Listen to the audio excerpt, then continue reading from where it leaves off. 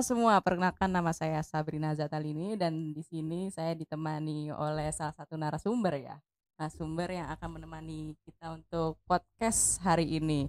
Boleh perkenalan dulu Mas dengan siapa, dari mana mungkin? Siap, siap. Thank you Mbak Sabrina, teman-teman semua. Perkenalkan nama saya Agus Budianto dari Forum Zakat. Zakat itu pusatnya di daerah, Pusatnya di Jakarta ya. pusatnya di Jakarta. Pusatnya Oh, masih di Jakarta, tapi nggak tahu nanti kalau ibu kotanya pindah ke IKN apakah pindah juga atau gimana gitu. Tapi sejauh jauh ya ini ternyata kalau pusatnya misalnya masih di pindah ke Jakarta. IKN. Oke, oke.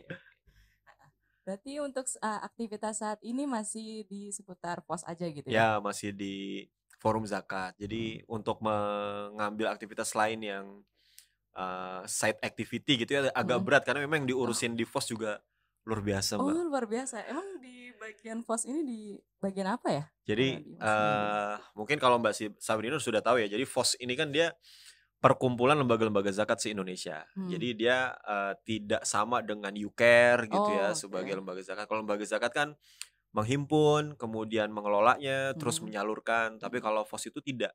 Dia adalah Hmm. perkumpulan dari lembaga-lembaga zakat, anggotanya ada 200 se-Indonesia. Fungsi utamanya adalah memastikan teman-teman lembaga zakat ini bisa menjalankan peran dan fungsinya dengan optimal sih. Oh, oke. Heeh. Ini berarti dipanggilnya dengan Mas. Mas Budi aja Mas Budi. biasanya. Panggil Mas atau Bapak? Mungkin Eh, biar lebih mudah jadi kalau dipanggil Bapak Mas. itu di lingkungan sih ya. Oh, di Kebetulan saya lingkungan. ketua RT juga, Oke, kalau di oke. RT dipanggil Bapak, tapi kalau di pos dipanggilnya biasanya Mas. Oke, Mas Budi. Baik, baik. Berarti di posisi saat ini sebagai direktur eksekutif Direktur eksekutif. eksekutif di Iya, POS. direktur eksekutif. Udah berapa lama menjabat di direktur Saya eksekutif? kalau kita tarik historinya sebetulnya saya masuk FOS itu 2017 jadi 2017. kepala sekolah Amil 1,5 tahun, kemudian di 2018 baru jadi direktur eksekutif sampai sekarang. Wah, Udah cepet lama ya, banget. udah 5 tahun ya. Lama dan cepat juga nih, apa namanya, proses perkembangan di POS-nya juga ya. Iya, beruntung aja Lumayan. sih Mbak. Oh, beruntung. Beruntung atau sial gitu ya, karena dapat beban yang lumayan menantang gitu. Berarti kalau dari di POS sendiri itu awal mula ada POS itu dari tahun berapa ya? Gitu. eh dari tahun 97. Jadi 97. usia FOS tuh tahun ini tuh bulan September tuh 26 tahun. Oh, Jadi dari 26 tahun tahun. 97 tuh sebelum sebelum reformasi ya. Jadi Mm-mm. dia pas orde baru, masa-masa terakhir itu kan Mm-mm. mulai muncul banyak ini tuh apa namanya, lembaga-lembaga sosial. Kayak zaman dulu tuh Oke. pengelola dana infak pertama itu ada dari Jawa Timur namanya YDSF Al-Falah. Kemudian Oh. pengelola dana zakat profesional itu Dompet Duafa Mm. pertama ya. Nah, itu salah satu pendirinya adalah mereka-mereka itu tuh di tahun 97. Jadi karena negara ini belum punya regulasi tentang zakat, infak, Mm-mm. sedekah, kita belum punya role model tentang pengelola dana zakat. Lalu muncullah beberapa lembaga itu, termasuk dari Muamalat, Basis DKI gitu ya. Mm. Mereka kumpul berinisiatif supaya mereka bisa saling sharing dan saling menumbuhkan lah kira-kira gitu ya. Oh, oke. Mantap banget sih di tentang FOS. Berarti untuk FOS sendiri itu fungsinya bukan menghimpun mengelola zakat seperti lembaga ambil zakat gitu ya? Bukan, bukan. Bukan. Jadi emang cuma sebuah forum organisasi yang di situ tempat berkumpulnya lembaga ambil Ya, zakat tapi saya gitu. agak Atau agak gimana? terganggu sih kalau bilang cuman gitu Oh, ya. bukan. Enggak cuman, dia Mohon maaf nih, mohon perkumpulan. maaf. Mungkin saya masih ini sih minim itu ya untuk Iya, iya, iya, ilmunya. enggak apa-apa, Jadi enggak saya mohon maaf apa-apa. tadi. Heeh. Oke. Terus habis itu perbedaan spesifik selain tugas pos dan amil zakat, lembaga amil zakat ya.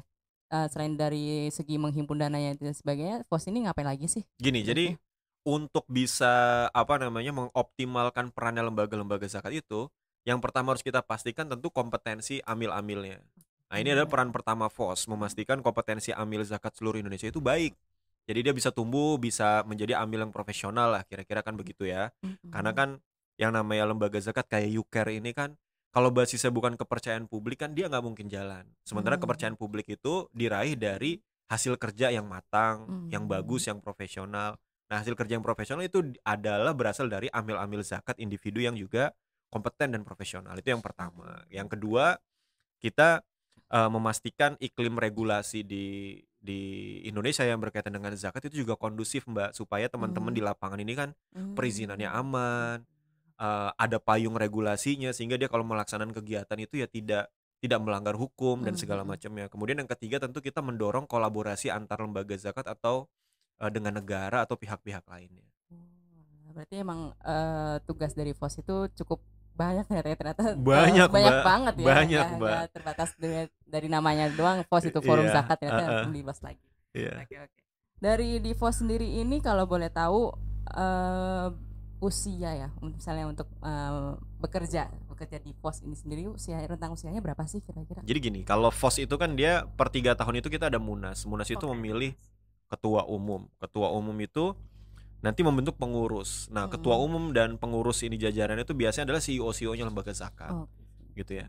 Lalu karena mereka sudah sibuk di lembaga masing-masing, maka mereka membentuk tim manajemen sendiri gitu ya, tim eksekutif sendiri yang dinamakan tim sekretariat FOS. Nah, itulah yang dipimpin oleh saya. Hari ini timnya ada sekitar 18 orang dan average-nya sih usianya 25 tahunan, Mbak. 25 tahun. Usia 25 tahunan itu yang average ya. Jadi ada yang kelahiran 2001, ada yang 97 gitu ya, tapi dia sudah mengurusi lembaga zakat yang begitu banyak. Jadi isinya memang anak-anak muda, sama kayak di UKER lah. Hanya keberadaan beberapa orang tua aja menjadikan rata-rata jadi tinggi gitu ya. Emang rata-rata gitu ya kalau yang itu jadi. Oke. Berarti dari Masnya sendiri kerja di FOS ini udah pas zaman-zaman masih muda gitu ya? Masih muda, sampai saya masih muda saya masih di FOS. Oh, berarti emang dari sekarang emang masih terhitung muda ya? Masih muda. Oke. Berarti untuk awal mulai terjun di FOS ini itu dari Masnya sini itu dari ambil zakat dulu atau langsung ke FOS, dan itu apakah mulai dari mahasiswa atau kayak gimana? Ya, pertama saya juga masih agak ini ya, mungkin saya mengklaim diri saya juga amil ya, karena bagian mengelola meskipun nggak literally mengelola kayak teman-teman di LAS gitu ya, tapi bolehlah disebut amil karena kan kita membantu teman-teman beroperasi ya. Saya itu kuliah dulu ya, jadi ini agak flashback sedikit nih Mbak, kenapa saya memilih kemudian menjadi amil gitu ya. Jadi waktu kuliah itu saya berkesempatan menjadi presiden mahasiswa tuh. Saya berkesempatan menjadi presiden mahasiswa. Nah, disitulah saya menemukan sesuatu yang saya sukai, yaitu adalah bergerak di bidang-bidang sosial, advokasi gitu kan. Kita biasa mengadvocate mahasiswa yang kesulitan bayar uang kuliah, terus terancam DO, demonstrasi dan segala macamnya, community development di masyarakat marginal gitu ya. Itu senang seperti itu. Maka begitu lulus, jadi saya ada cerita menarik gitu. Ketika saya jadi presma tuh sering jadi narasumber di kampus-kampus gitu ya. Termasuk salah satu misalkan di PPSDMS atau Rumah Kepemimpinan, di Bias Studi Ethos, Aktivis Nusantara tuh sering jadi narasumber pas masih presma. Cuman saya kadang mikir, kenapa di kampus gue nggak ada program kayak gitu ya.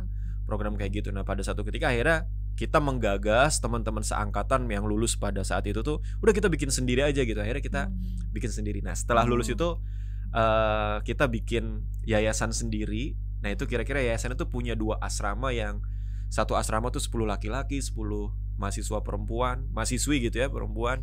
Di situ kita bina akademiknya, spiritualnya, kita dorong jadi aktivis, kemudian kita dorong juga mereka memiliki proyek sosial. Jadi memang jati dirinya tuh dapat itu di pas kuliah sih, bahkan meski lulus dengan IPK yang tidak begitu memuaskan gitu ya, tapi saya sudah keterima 3 kerjaan waktu itu, tapi saya tidak mengambil karena pengen bikin sendiri gitu. Nah, itu dari situ kemudian menggalang dana. Kalau itu kayak LAS lah ya, menggalang dana, membina mahasiswa-mahasiswi. Dari situ baru kemudian ke sekolah amil baru ke FOS. Dan saya memulai itu di waktu di yayasan itu usia saya 21 tahun. 21 tahun, kira-kira beban bulanannya itu udah 100 sampai 150 juta lah buat ngelola lembaga. Modal nekat Mbak, karena dulu kan doktrin-doktrin kayak Yusuf Mansur, Ipo Santosa yang Allah dulu, Allah terus, Allah lagi gitu-gitu ya. Hajar aja gitu-gitu, itu lagi kuat-kuatnya tuh. Dan sampai sekarang emang lembaganya, maksudnya yayasannya masih bertahan sampai sekarang. Masih bertahan, dikelola oleh teman ya. Masih bertahan. Kalau boleh tahu, sebelumnya untuk kan tadi sebagai presma ya, itu kalau boleh tahu kuliah di mana? Saya kuliah di kampus yang gak begitu besar, namanya Politeknik Negeri Jakarta. Oh, PNJ. Kita ada juga salah satu alumni di sini ya, PNJ. Mana? Iya, oke. Itu kan seperti yang kita tahu ya, kalau misalnya di kampus-kampus di politeknik atau mungkin universitas negeri lainnya kan tidak ada jurusan khusus ya untuk menjadi zakat, amil zakat itu. Ada nggak sih kayak pendidikan lainnya mungkin yang bisa menjadikan amil muda seperti kita gitu ya, atau mungkin para para anak muda generasi Z sekarang itu yang untuk terjun ke amil zakat itu kayak gimana? Ya, ini memang menarik ya. Jadi hari ini kita punya problem, kita punya beberapa kampus yang punya program studi manajemen zakat wakaf, tapi Sekarang udah deh. banyak di UIN. Oh, Di UIN. udah. Tapi lulusan-lulusan itu seringkali mungkin tidak tertarik, atau kemudian juga begitu ngelamar tuh tidak sesuai dengan yang diharapkan oleh lembaga zakat. Jadi saya melihatnya tuh fenomena itu begini, 5-6 tahunan lebih ya, saya hitungnya 9 tahunan di gerakan zakat. Saya melihat orang-orang yang bekerja di lembaga zakat itu biasanya motivasi utamanya itu memang dia ingin ini ya, apa namanya, mantan aktivis gitu kira-kira ya. Jadi yang dulunya di kampusnya itu sering berkegiatan, sering mengadvokasi orang. Jadi dia kemudian ingin mempertahankan idealisme sambil juga bisa mendapatkan kecukupan gitu ya. Dia biasanya memilih bekerja di amil zakat. Memang nggak ada pendidikan khusus selain di UIN ya, yang program studi manajemen zakat dan wakaf. Jadi memang menurut saya justru amil itu memang para aktivis ya, para pejuang gitu. Karena kalau dia nggak punya jiwa itu dan dia bekerja sebagai seorang amil hanya sebagai dalam tanda kutip karyawan pekerja saja, itu tuh saya melihatnya ya kosong gitu. Karena amil itu kan berjuang. Pertama, lu mau make something gitu ya, create something yang spesial di negeri ini, tapi nggak punya duit, terus lu harus nyari duit sendiri, dan nyari duit itu susah, dapatnya sedikit. Dari dana yang sedikit itu lu harus berpikir, berjuang gimana dana yang sedikit itu bisa high impact di tengah-tengah masyarakat. Itu kalau bukan aktivis, bukan pejuang, nggak akan bertahan gitu. Bisa banget emang. Ya saya aja juga kan saya berhitungnya lulusan baru juga ya, jadi emang merasakan banget sih untuk memilih pekerjaan sebagai amil itu ada apa ya, suka dukanya gitu ya. Apalagi dari Mas Budi juga merasakan suka duka dari awal menjadi berkecimpung di dunia amil gini. Nah kalau boleh diceritain bagaimana sih suka duka awal berkecimpung, apalagi aktif di dunia sosial, berbagi gitu, itu sukanya apa dan dukanya apa? Iya, lebih banyak sukanya sih Mbak. Ini karena passion ya. Jadi memang saya memutuskan gitu untuk karirnya itu di third sector ya, di sektor sosial. Kalau sektor kedua kan private ya, sektor pertama itu publik ya, di ASN gitu-gitu ya. Kalau private itu bisnis, kalau sektor ketiga ya NGO gini lah. Kan kalau negara itu kan di sektor publik itu tugas utamanya adalah melayani gitu ya. Kalau di private itu tugas utamanya adalah generate profit gitu ya dari bisnis yang dilakukan, mencari keuntungan. Tapi kalau sektor ketiga itu tugasnya adalah menjaga nilai-nilai. Kenapa menjaga nilai-nilai? Karena dia mau melayani publik itu dayanya terbatas, dia mau mencari profit itu dia nggak bisa. Karena kan bentuknya yayasan, bukan PT. Itu tadi ini nyambung lagi kenapa dia aktivis. Nah kalau udah aktivis tuh biasanya dia menyikapi hal-hal yang yang susah-susah, yang duka-duka tuh biasa-biasa aja sebenarnya. Jadi sukanya kenapa suka? Karena yang namanya passion itu kan berasal dari bahasa Yunani, namanya passio ya. Passio itu artinya tuh kalau bahasa Inggris tuh sorrow. Sorrow tuh artinya penderitaan. Jadi kita siap menderita tuh untuk menjalani sesuatu yang kita sukai gitu ya. Jadi sukanya karena apalagi saya di FOS, saya ini orangnya memang sangat makro Mbak ya, sangat makro gitu ya. Artinya ngurusin 200 lembaga, melihat pulau-pulau di Indonesia gitu ya, melihat persebaran lembaga zakat itu menyenangkan, dan bisa menginisiasi banyak kolaborasi di antara lembaga zakat, bisa ngebantu lembaga zakat untuk grow up gitu ya. Kemudian bisa mendampingi legalitas lembaga zakat, bisa memperjuangkan regulasi zakat di Indonesia. Itu bagi saya itu sesuatu yang menyenangkan. Kalau duka-dukanya ya sederhana saja. Paling simpelnya adalah kita kerja di lembaga zakat itu kan beyond ini ya, work life balance gitu. Jadi kalau orang menuntut work life balance itu di lembaga zakat itu nggak relevan, karena di lembaga zakat itu lu work ya lu live gitu ya, lu live ya itu lu work gitu. Kadang-kadang Sabtu Minggu kita harus terliputan kemana, kita harus ngeblasting apa, jadi memang waktu banget.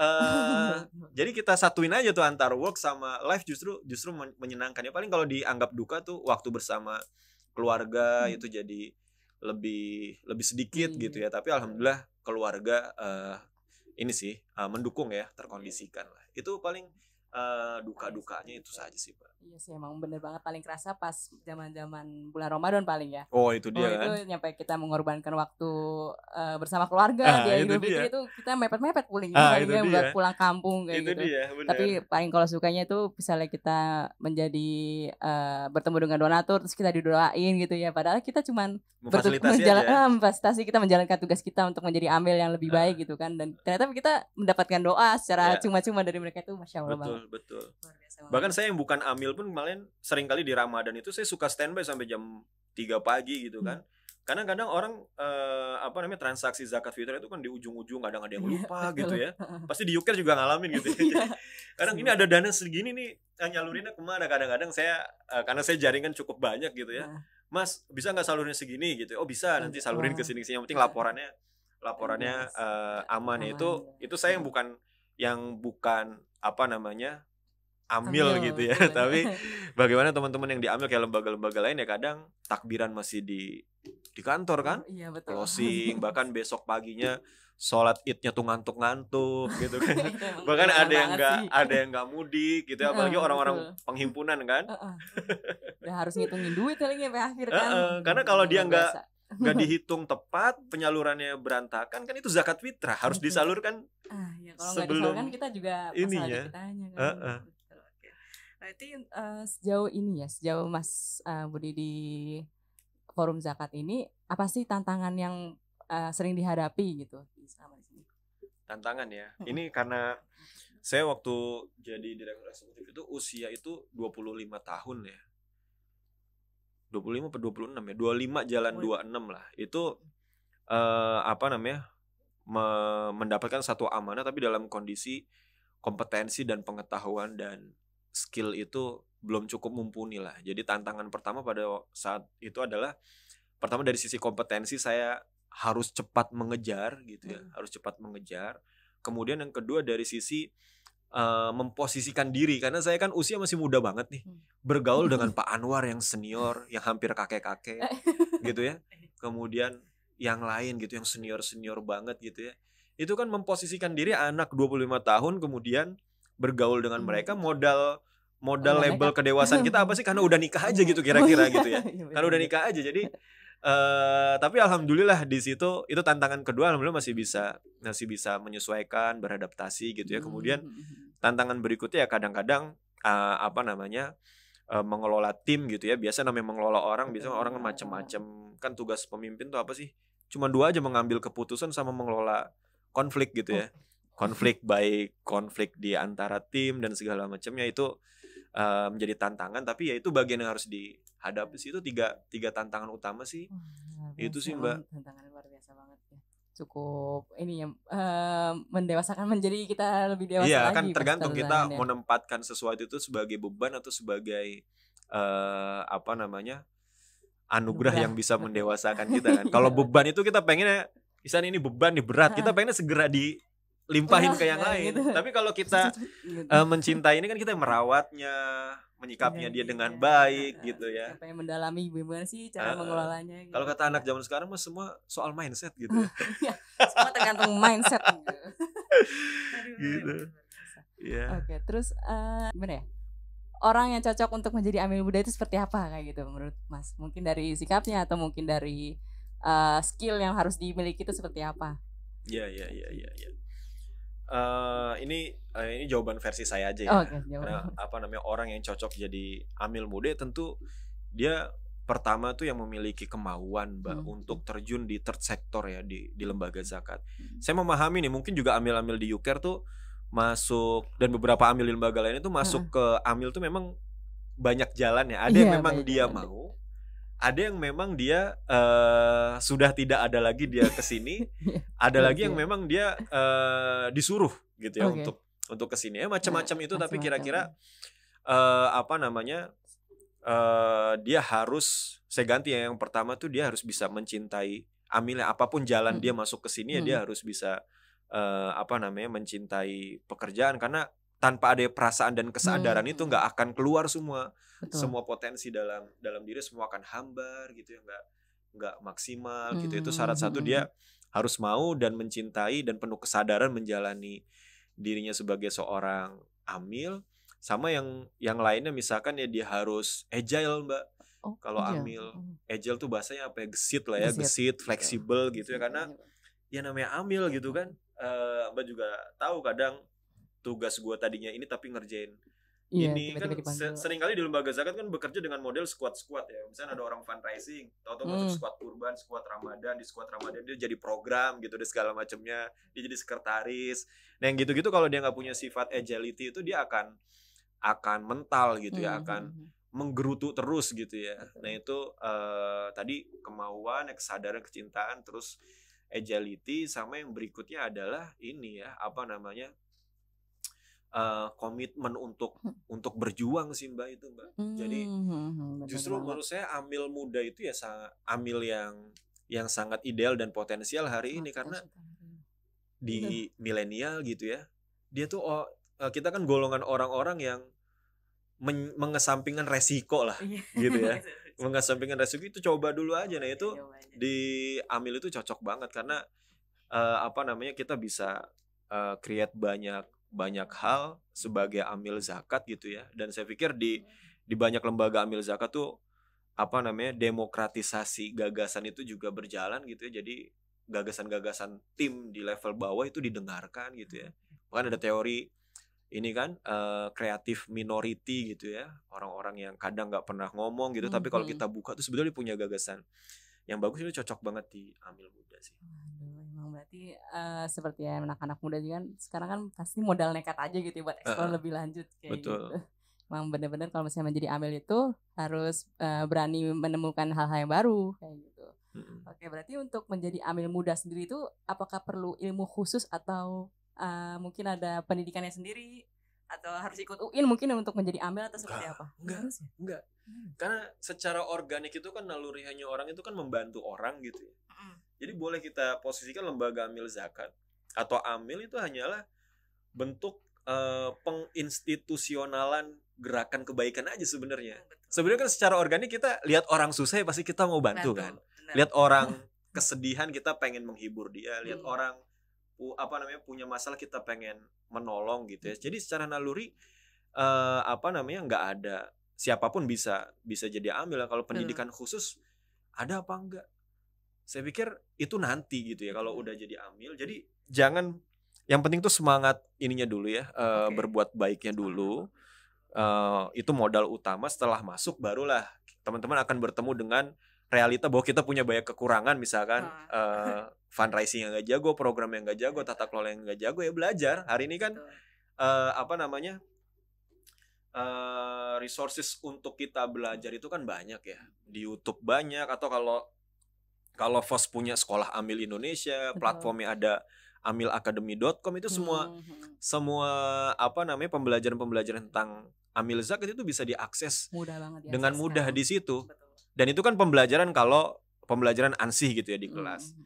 Yang lebih penting lagi adalah ini, open circle and Open circle. friendship gitu ya, circle of friendship and interaction gitu. Jadi Betul. bertemanlah dengan sesama amil dari lembaga lain. Iya, penting Bergaullah banget. dengan amil dari lembaga lain supaya tahu apa yang mereka lakukan di sana barangkali belum kita lakukan Iya. gitu ya, dan kita bisa copycat di sini, di Saling sharing gitu sharing ya. sharing. Itu yang paling penting tuh, jadi kayak study club gitu ya. Iya. Jadi belajar, saling sharing Iya, gitu. Dan betul. supaya saya juga menyarankan nih ke barangkali Pak Anwar nonton ya, biarkan amilnya untuk main gitu ke kemana-mana gitu ya, saling saling sharing, misalnya ngebenchmark ke apa namanya, lembaga-lembaga yang taruh yang levelnya lebih tinggi gitu ya, Mhm. misalkan di nasional tuh pasti banyak experience yang bisa didapetin tuh Mbak.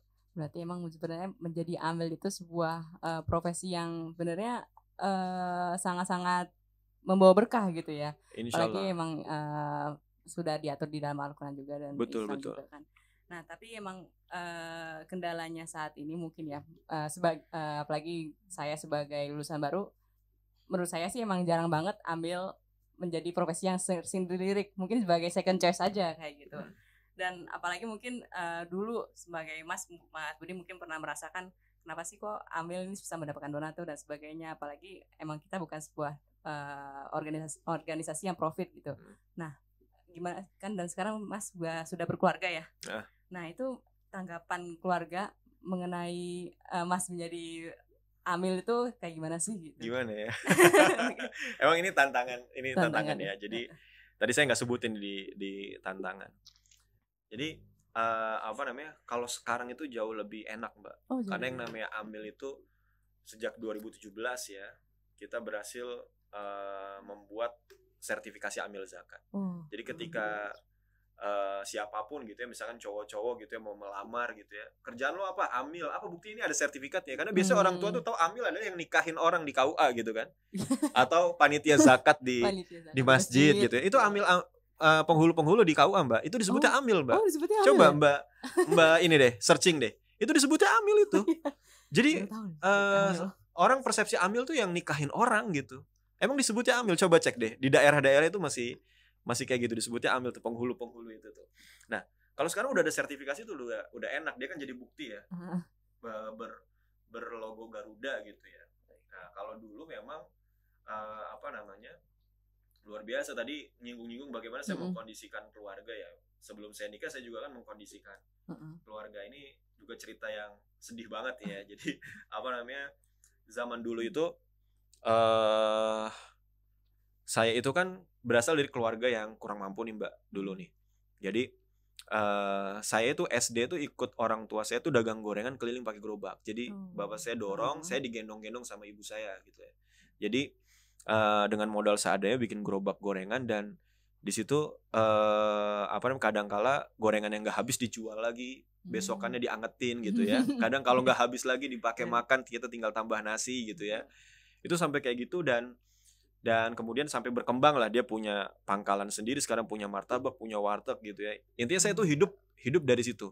Salah satu yang memupuk saya untuk memilih di third sector itu karena saya dulu sering kali berhadapan dengan Satpol PP yang ingin menggusur lapak dagangan ibu bapak saya gitu ya, yang gitu-gitulah. Jadi karena hidup dengan penderitaan gitu ya, jadi ingin berjuang gitu di situ. Nah, sudah gitu keluarga besar kan semua warteg semua nih, Mbak. Keluarga besar semua warteg gitu ya. Karena kan saya di Tegal. Saya asli itu Tegal. Saya asli Tegal. Warung udah terbiasa gitu. Jadi saya asli Tegal. Kebanyakan tuh warteg. Jadi ibu bapak saya meskipun dia mereka itu secara akademik itu tidak begitu tinggi ya, tapi dia punya mindset yang open gitu, bahwa anak gua itu harus lebih baik, jauh lebih baik daripada gua gitu kan, daripada kita gitu. Akhirnya disekolahin lah TK, disekolahin SD negeri yang favorit, SMP yang favorit, SMA yang favorit, kuliah juga negeri meski tidak sesuai impian saya tuh di UI gitu ya. Nah, itu lulus SMA aja ya, SMA itu kebanyakan anggota keluarga kita yang sekolah SMA itu memilihnya SMK. Karena apa? Supaya lulus dia kerja di manufaktur, di bengkel gitu ya, langsung bekerja. Saya SMA, udah SMA disuruh kerja, memilih kuliah, ya kan? Diomongin lah kira-kira begitu ya, maksudnya diomonginnya sih dalam tone yang positif ya, ini anak bakal jadi apa gitu kira-kira. Tapi kira-kira kita capek ngejelasin ya. Begitu lulus kuliah, 3 pekerjaan tuh ditolak gitu, dan ini pekerjaan yang besar gitu, Mbak, di kantor-kantor yang besar gitu ya. Bayangan mereka kan saya akan bekerja di tempat yang berdasi gitu-gitu, pakai jas gitu-gitu. Akhirnya malah bikin yayasan. Jadi malah bikin yayasan gitu ya, dan awal-awal nggak digaji gitu kan, kita nggak punya modal gitu ya, segala macam ya. Itu sulit sekali menjelaskan. Bahkan saya sampai dikontak orang tua saya tuh, namanya tuh dulu ya anak hilang gitu, karena semenjak jadi presma itu saya jarang pulang. Setelah lulus bukannya balik lagi ke rumah, malah stay di yayasan gitu kan. Itu jarang pulang, dan senengnya ngebantuin mengadvokasi orang lah gitu-gitu segala macam. Itu berat emang ngejelasinnya ke orang tua saya. Tapi saya punya satu titik balik waktu itu, ketika bikin grand launching lembaga kita sewa GWW di IPB. GWW itu balai rungnya IPB lah. Ya, tempat wisudanya kita undang Ahmad Heriawan, Ridwan Kamil waktu itu, gubernur, wali kota, beberapa tokoh di situ, dan di sambutan itu saya semacam kasih pembuktian lah ke orang tua saya, dan orang tua saya datang di situ kan. Nah dari situ mereka baru oh ternyata gini ya kerjaannya gitu, nggak kebayang gitu, nggak kebayang. Dan alhamdulillah sampai sekarang tuh bisa membuktikan kan, saya bisa mandiri, bisa menikah. Mau ngomongin pakai dasi, ya memang tiap hari kalau di kantor pos kan kerjanya pakai kaos aja gitu ya. Tapi kan kita bisa ketemu kedubes, beberapa wali kota di Turki gitu, ketemu wapres segala macam, malah jauh gitu dari. Nah akhirnya sekarang ya sudah accept semua gitu, semua keluarga tuh. Cuman memang menjelaskannya tuh luar biasa sih dulu. Oke. Gitu. Luar biasa banget. Emang berarti kita harus mencintai apa yang kerjakan dan mengerjakan apa yang kita cintai gitu ya. Ya jalurnya bisa bersyukur atau bersabar sih Mbak. Bersyukur atau bersabar. Kalau bersyukur itu kan ya udah kita cintai apa yang ada, kita optimalkan. Kalau bersabar ya kita takes time menunggu gitu ya sesuatu yang kita cintai gitu ya. Iya. Berarti ini tertarik banget nih untuk bekerja di sebagai pendidikan yayasan gitu ya. Pasti kan ada masa-masa di mana ini kok yayasan mungkin kurang banget progresnya dibanding yang lain. Bener. Gitu. Saya kadang suka mikir ini gue bener nggak ya di sini ya gitu. Kadang itu saya suka mikir gitu. Bagaimana itu cara mengatasi masalah-masalah? Karena apalagi itu problem anak muda sekarang kayak betul. Gitu kan. Jadi kegalauan suka ada ini ya life quarter crisis gitu ya. Itu mungkin saya mengalami itu juga ya. Saya suka berpikir nih teman gue udah ada yang ke Turki gitu ya. Meski ke Turkinya ya konferensi. Sebenarnya kalau kita mau usahain juga bisa waktu itu gitu ya. Cuman udah ada yang ini itu segala macam ya. Itu kadang menggoyahkan juga, ini yang gue lakukan ini bener apa kagak ya gitu ya. Gedebak-gedebuk gitu, ninggalin rumah untuk ngelola yayasan gitu ya. Akhirnya ya saya mengalami dua tipe ya. Kadang kita kalau galau itu kan curhat ya.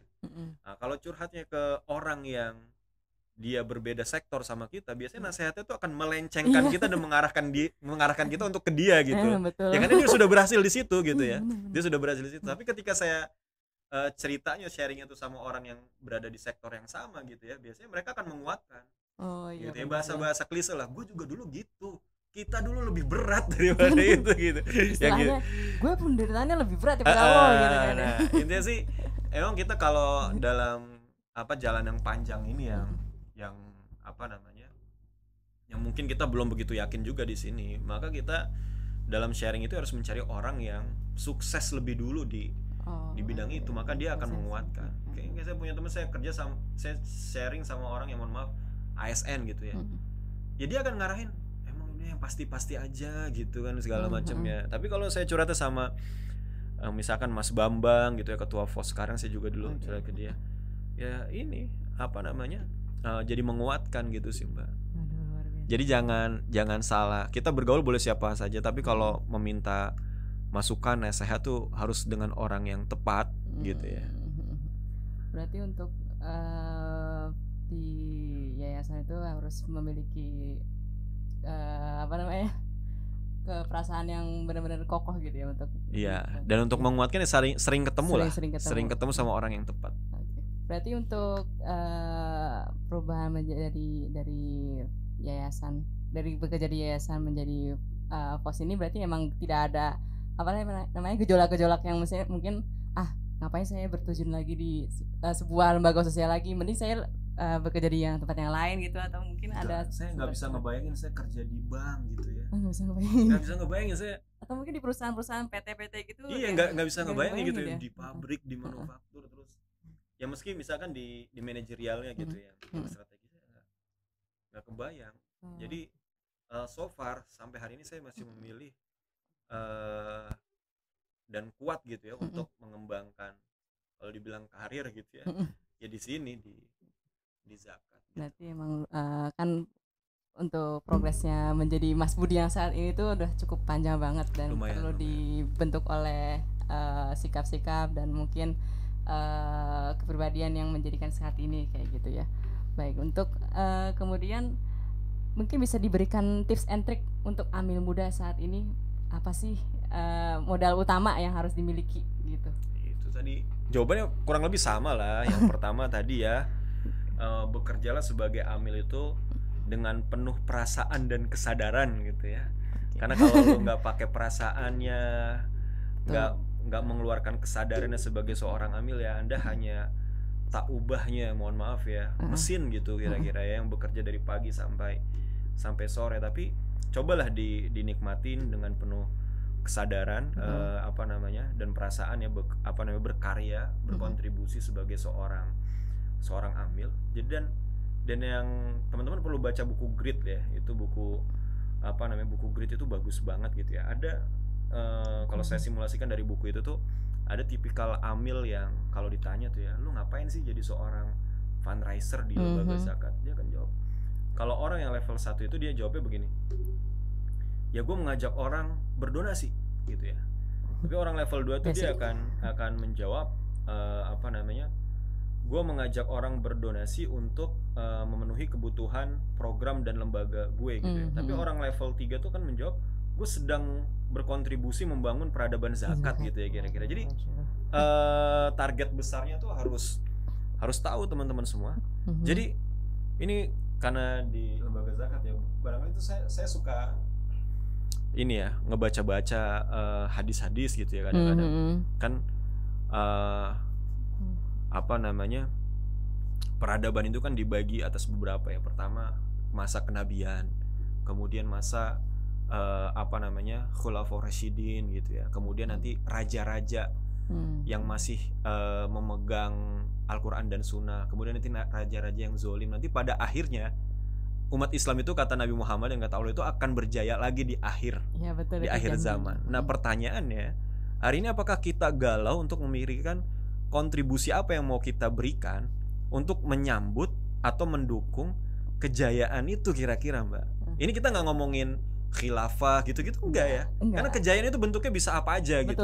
Bentuknya bisa apa aja. Jadi luas. Apakah jadi kita kerja di UCAR gitu ya, itu tuh orientasi adalah penaklukan Roma di akhir zaman gitu. Ya, betul. Jadi kepikiran nggak UCAR buka lembaga zakat cabang itu di negara-negara penyangga kota Roma? Waduh, mungkin nanti bisa di yang dia apa namanya, mengelilingi Italia gitu ya, atau di kota-kota yang mengelilingi Roma gitu. Kepikiran nggak kayak gitu? Jadi jangan sebatas cuman charity, pemberdayaan di lokal, tapi misinya tuh harus ke sana, karena misi itu akan menghasilkan ini ya, energi ya.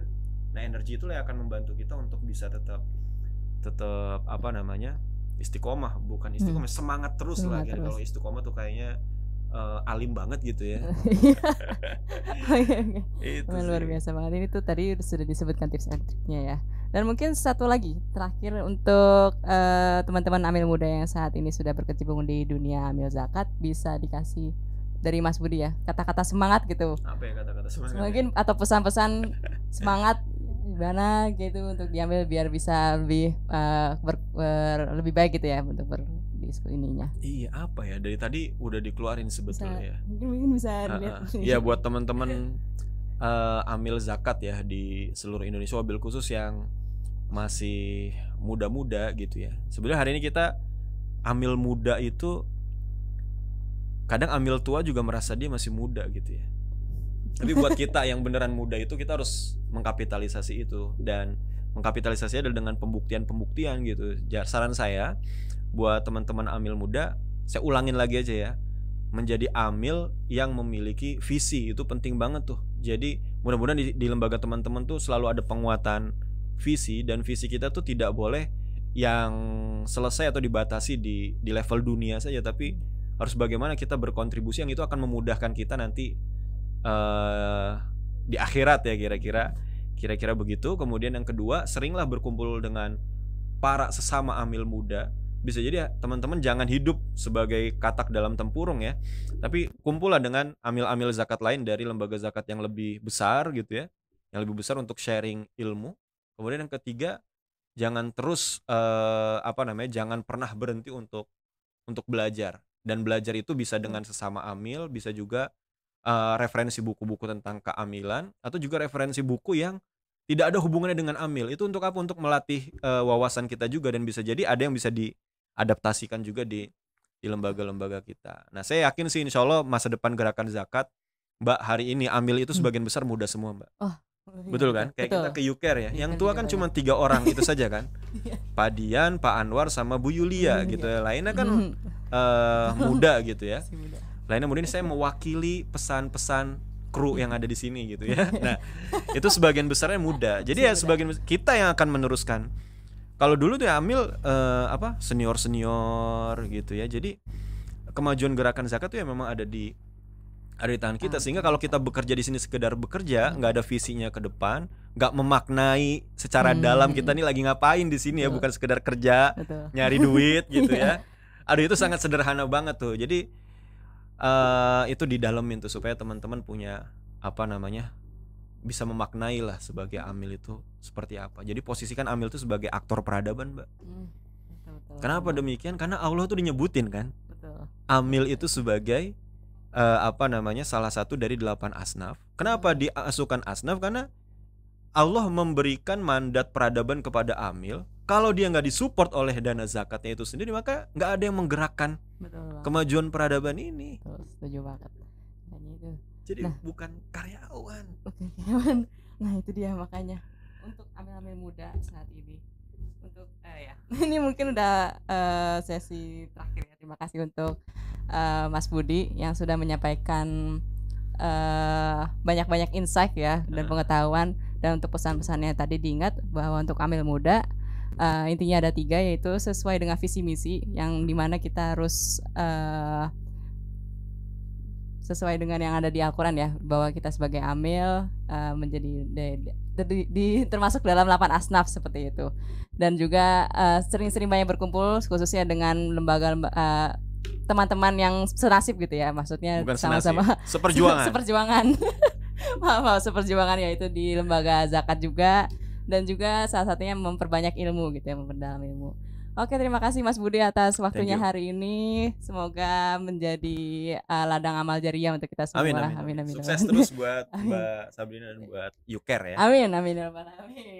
Ya, baik, saya tutup. Assalamualaikum warahmatullahi wabarakatuh. Waalaikumsalam.